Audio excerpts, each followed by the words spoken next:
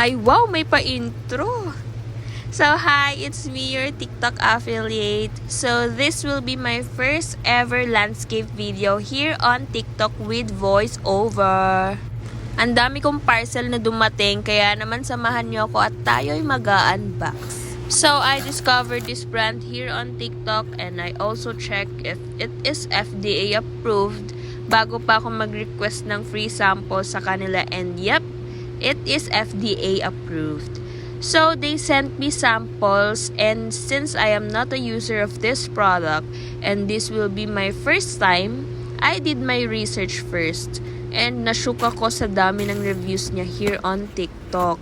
Plus, for me kasi na nagtitipid is napaka-affordable niya for skincare. But I won't give any feedback about it muna since I will try it first. And we'll see if maganda ba siya for me.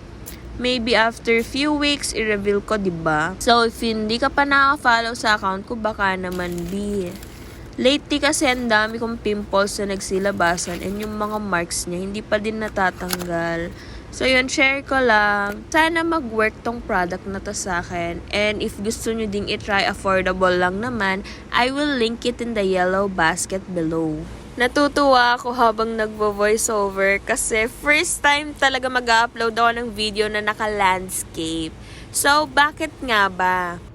It's because there's a lot of videos and chika circulating here on TikTok na there's more engagement daw if your video is in landscape mode. So for me, sabi ko, well, there's no harm in trying, diba? So sabi ko, go, try natin ng naka-landscape. So parang vlogger na yung attack here on TikTok, no? Pero hindi naman ako vlogger, guys. So I'm just a small TikTok affiliate. Pero malay natin soon, diba? So that's it, guys. Thank you for watching and see you on my next video.